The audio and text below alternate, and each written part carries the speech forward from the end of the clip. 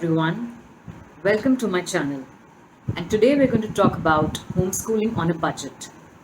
I'm Chandana Banerjee. I'm a micro business coach, a health coach, writer, author, artist, and a military spouse and a homeschooling mom.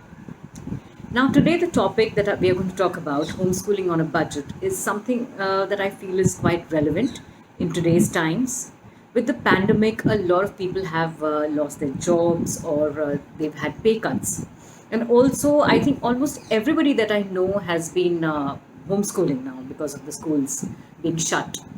So the question is that can you homeschool on a budget, or do you end up spending a lot of money and resources on your homeschooling teaching aids? How do you homeschool if, let's say, you've lost your job or you've had a pay cut and you want to do this, give quality education to your children on a shoestring budget? How do you do that? Now, when you homeschool, and if you homeschool completely, in other words, that if your children are not going to school and you're completely teaching them at home, then of course you save on the school fee and the school deposit. But at the same time, when you're homeschooling completely on your own, you also end up investing a lot of money on teaching aids, on storybooks, on maybe educational games, subscriptions for apps. So there is a lot that you can still spend on, even if you may not be paying that school fee. But if, let's say, not paying the school fee, or at this point you cannot pay the school fee, and still want to homeschool without spending a whole lot of money on your teaching aids, then how do you do that?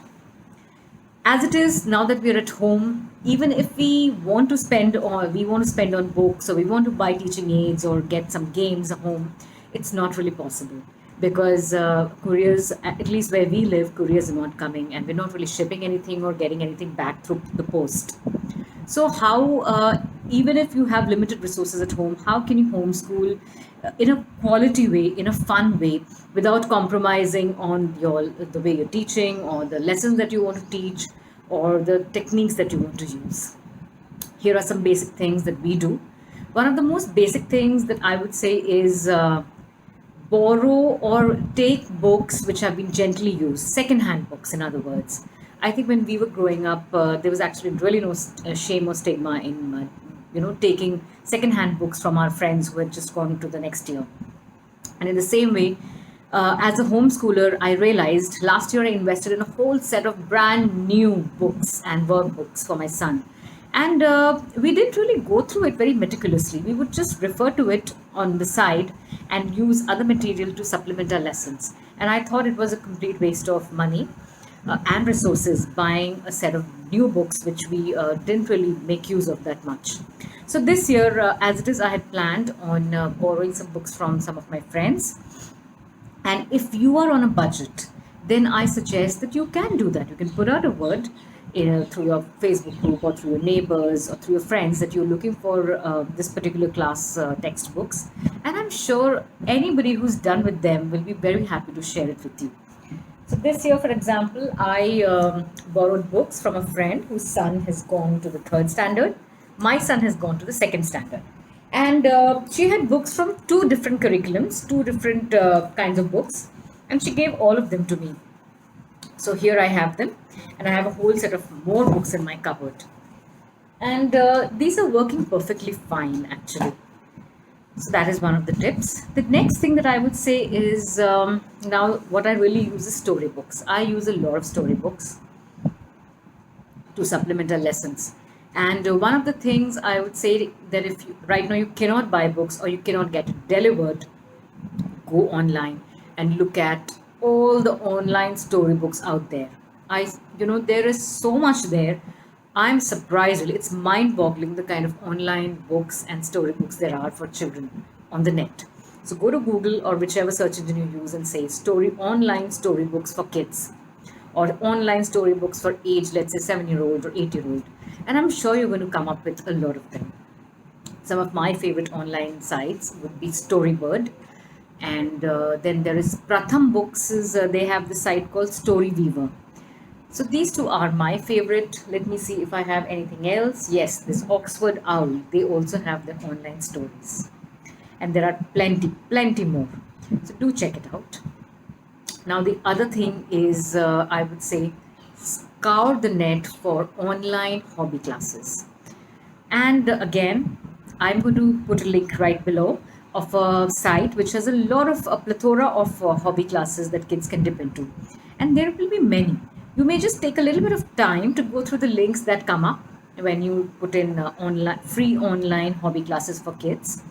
So check out the link, see if it is free, or do you have like a 2 week free trial. You can even do the trials, 2 week trials or a 1 month free trial, and see if it is something that you would like to really invest in later, or if it's just providing you variety for during that free trial time.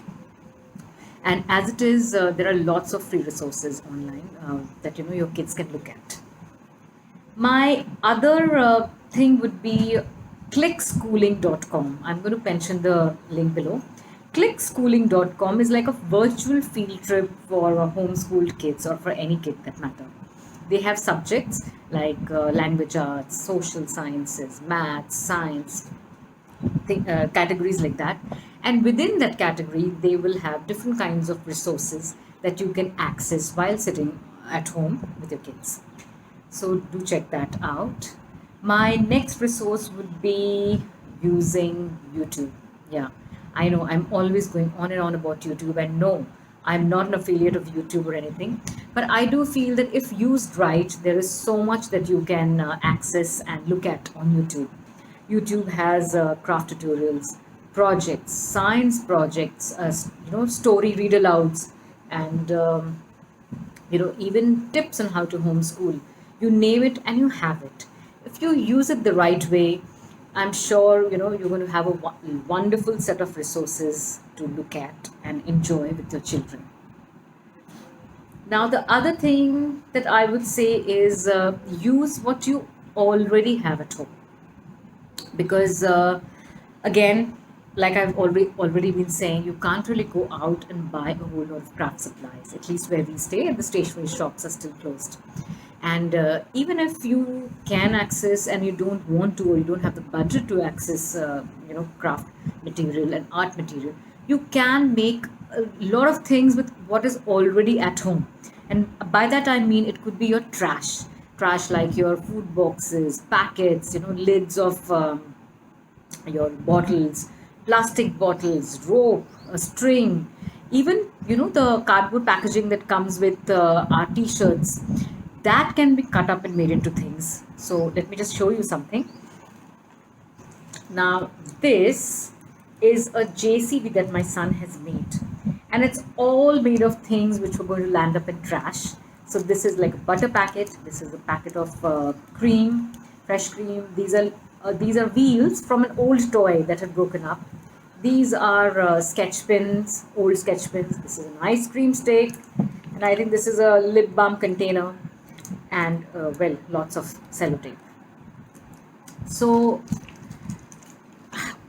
we have this old suitcase full of these kind of trash, and my son turns them into toys that he wants to play with using this material.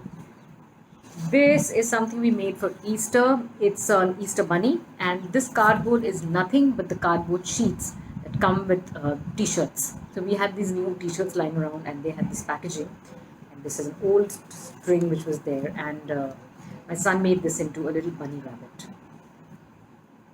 These are just two examples, but there are a lot of things that you can do. So start building a stash of your trash, and keep it aside for your kids. Also look for things like old magazines.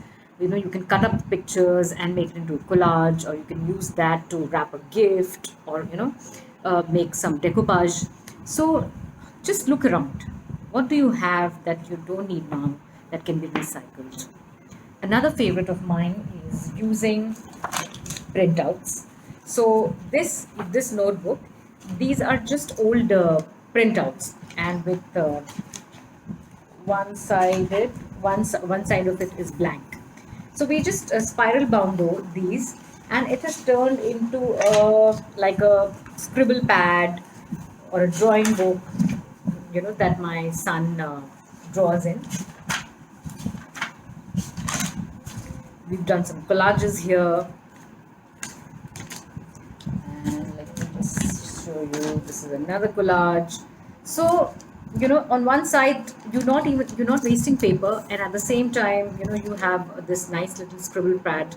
Yes, children can use this to do their sums, to do their rough work, to scribble, to write in, to play with. So, this is good paper, and you can even cut this up and use it for origami if you wish to. My other resource would be, if you already have board games at home, use that, incorporate those in your lessons. Because, for example, if you have Monopoly, you can actually teach money management with that. You can teach math sums with that. And you can, do you remember the game that we used to play as kids, Hangman, the word game? You give clues, and a person has to guess what are the alphabets that go into forming that word. So for that, all you need is some scribble paper and a pencil, and you're good to go. And it's very good for building vocabulary or teaching your children word formation. Then they, just go to your kitchen, pick up some rajma if you want to teach sums, multiplication, division, addition, subtraction. Or look at, maybe you have a stash of Legos at home. Again, use that to teach counting or whatever lesson that you want to. When you're trying to do your homeschooling on a budget, it is very important to be looking around and always thinking, how can you be using this to teach something else? So I'm sure this is what we do. And I really hope that these tips help you homeschool on a budget. And I'm sure whatever you do, whatever ideas you take away and use, I'm sure you're going to do a great job of that. I really wish you all the best in your homeschooling. If you like this video, do give us a thumbs up, and please share it with friends who might find it useful. I'll also request you to subscribe to my channel. It's so good to have building this community online on YouTube. And if you would like to see more of my homeschooling articles, do click on the link that I described below. It is www.chandanabanerjee.com. That's my blog. And I also write about homeschooling as well as a whole lot of other topics. So do check it out. And if you're a work from home mom, especially a Fauji wife, don't forget to check out my book. I've mentioned the link below. My book is called The Work at Home Military Wife, and it's available on Kindle, and when it was released a year back, it was an Amazon bestseller. Do check it out. And I'm going to see you in the next video. Till then, enjoy your cup of iced tea or coffee, and I'll catch you soon. Bye-bye.